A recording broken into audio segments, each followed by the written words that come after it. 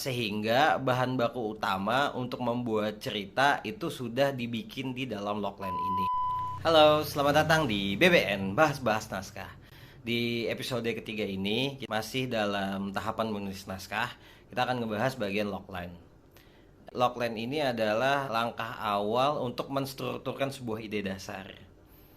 Sehingga bahan baku utama untuk membuat cerita itu sudah dibikin di dalam logline ini. Terus logline juga berguna untuk memberitahu orang lain, terutama kalau misalnya di dalam tim produksi itu kayak produser, sutradara, ataupun pihak-pihak berkepentingan lainnya untuk tahu ide dasar kita gitu nah, dan lebih terstruktur. Rumusnya logline itu adalah karakter, goals atau tujuan plus halangan dari si tujuan itu gitu. Kita bahas satu-satu ya. Pertama kita akan bahas karakter. Karakter ini penting untuk dihadirkan karena dia karena dari sudut pandang dia cerita ini akan berjalan. Karena tanpa adanya sebuah karakter tidak mungkin cerita itu bisa jalan. Dan karakter di sini tidak hanya terbatas kepada manusia, makhluk hidup lain kayak hewan atau mungkin tumbuhan atau bahkan benda mati yang seolah-olah seperti manusia. Salah satu contohnya kayak sausage party kan, itu sosis sama roti isi dan benda-benda yang ada di supermarket. Jadi tidak terbatas pada manusia saja. Bahkan saya pernah nonton film pendek yang karakter utamanya itu sepeda. Penting juga untuk mengidentifikasi, terutama kalau misalnya karakternya itu terutama kalau karakternya itu berbentuk manusia gitu nah, baik gender maupun usia. Apa gunanya? Pertama, kita bisa membuat konflik itu berdasarkan gender dan umurnya tadi. Bagaimana itu konflik itu bisa relate dengan gender atau umur itu. Yang kedua adalah mempermudah untuk proses casting. Jadi semua orang satu paham dia gender ini di umur ini. Terus tujuan. Karakter, kalau seandainya karakter tanpa tujuan, itu dia akan stagnan di satu tempat dan bukan cerita yang menarik. Karena karakter di dalam sebuah cerita harus memiliki sebuah tujuan. Kenapa penting? Karena tujuan itulah yang kita ikuti. Dan tujuan itulah yang akan membangun sebuah plot-plot cerita. Bagaimana plot itu dibangun dari tujuan-tujuan itu nanti ditambah sama halangan akan kita bahas lebih lanjut. Jadi tanpa adanya sebuah tujuan, maka si karakter tidak akan bisa bergerak dalam cerita gitu. Nah, karena tujuan itulah akhirnya si karakter punya langkah-langkah bagaimana untuk mencapainya. Sesimpel misalnya kayak kalau kita ngambil contoh dari episode sebelumnya ya. Kalau misalnya bicara karakter kan itu nama karakternya Adul.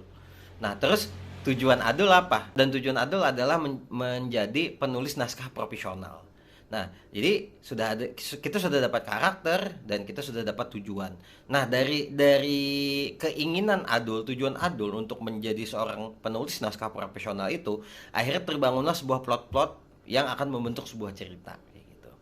Yang ketiga, rumus dari logline adalah hambatan atau halangan dari si tujuan itu. Kenapa halangan ini penting? Karena kalau misalnya lancar-lancar aja dapatnya, nggak seru pasti ceritanya. Ada sebuah halangan, baik kelemahan si karakter itu sendiri ataupun mungkin simpelnya kayak halangan itu bisa dari eksternal ataupun internal dari si karakter gitu.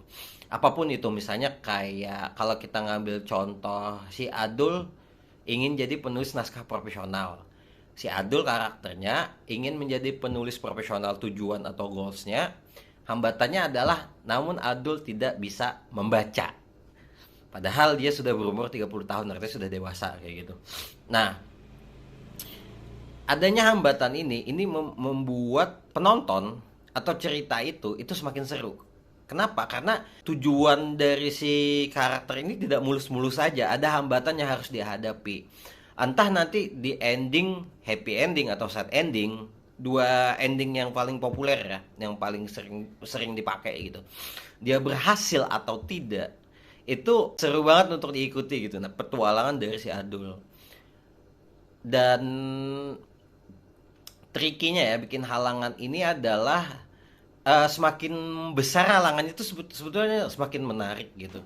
Dan semakin kecil biasanya tidak terlalu menarik biasanya ya. Tapi mungkin ada di case-case tertentu yang walaupun hambatannya ringan tapi tetap menarik. Nah, tapi kalau kita ngambil contoh yang hambatannya itu semakin besar, itu bikin cerita itu semakin menarik. Cuma yang jadi PR-nya ketika kita nulis itu adalah bagaimana kita mengeksekusinya dari sebuah hambatan itu. Bagaimana si karakter bisa menghadapi hambatan itu supaya tujuannya tercapai. Nah, itu cukup menjadi PR. Tapi kalau bisa mengolah itu, walaupun sebesar apapun, dan masih make sense ya, masih masuk akal secara konsep ceritanya ya, itu tuh akan menjadi cerita yang sangat seru untuk diikuti gitu. Tahap logline ini biasanya saya akan menulis tiga rumus dari logline itu, yaitu karakter tadi, tujuan sama halangan, seapapun yang saya pikirkan. Artinya nggak usah mikirin belibet dulu, yang penting ada dulu. Sampai akhirnya nanti dipikirkan lagi nih, kayaknya halangannya ini nih terlalu mudah deh. Kayaknya jadi nggak seru deh dengan tujuan yang sebesar itu dan dengan karakter yang kayak gini gitu. Atau misalnya sebaliknya, tujuannya kayak terlalu simple banget deh untuk dengan karakter yang seperti ini dengan hambatan seperti ini gitu. Atau sebaliknya malah kayaknya ini terlalu sangat mustahil deh, dipikir dari sisi manapun si karakter ini tidak akan mungkin bisa dapat tujuan itu gitu. Nah, di tahap inilah saya memilah-milih atau bahkan mungkin berdiskusi dengan teman-teman gimana sih dengan ide ini. Nah, kalau misalnya ternyata entah dari diri sendiri dapat ataupun mungkin dari orang lain dapat, baru deh dieksekusi ke tahap selanjutnya. Dan logline ini menjadi sangat penting ya, karena ini jadi pondasi awal banget teman-teman sebelum ke tahap selanjutnya. Karena kalau misalnya belum selesai di tahap logline ini, maka masih banyak pertanyaan di tahap selanjutnya. Makanya harus fix banget nih di logline, dan lebih spesifik sebetulnya lebih asik ya. Jangan terlalu kayak misal nih contohnya ada logline yang kayak seorang pria ingin mencapai tujuannya namun dia memiliki halangan. Nah, nggak seumum itu, tapi yang sangat spesifik gitu. Kayak tadi Adul, lelaki 30 tahun ingin menjadi penulis naskah profesional, namun dia tidak bisa membaca. Nah, itu kan jelas ya. Penulis naskah profesionalnya itu spesifik kan, sebuah kerjaan untuk menuliskan sebuah cerita, dan hambatannya adalah dia tidak bisa membaca. Mungkin setelah kita ngelihat logline yang kayak gini, kita akan mikir ya, oh berarti Adul akan nyari orang yang ngajarin dia untuk ngebaca, untuk baca dulu, atau misalnya dia ikut paket C kayak, atau dia kursus kayak, atau dia cari mentor kemana kayak. Habis itu baru dia belajar naskah. Dan kalau kita lihat lagi secara perjalanan kan, untuk orang yang bisa baca tulis aja ya, menjadi penulis naskah profesional itu kan bukan sesuatu yang mudah untuk dicapai ya. Apalagi konteksnya di sini Adul tidak bisa membaca. Artinya kan ada tujuan yang sangat besar dengan hambatan yang lebih besar lagi gitu, tidak bisa membaca gitu. Penting itu ya kawan-kawan di tahap logline ini. Apa yang saya sampaikan tadi berdasarkan apa yang selama ini saya pelajari secara otodidak ataupun mengikuti workshop, sepemahaman saya, dan apa yang telah saya praktekkan. Kalau teman-teman ternyata punya cara yang lebih bagus lagi, atau mungkin punya cara yang berbeda yang siapa tahu ternyata itu efektif gitu di teman-teman, cerita aja di kolom komentar biar kita bisa sharing-sharing dan belajar bareng ya. Sekian dulu BBN episode BBN bahas naskah episode ketiga ini. Nantikan BBN selanjutnya. Dadah.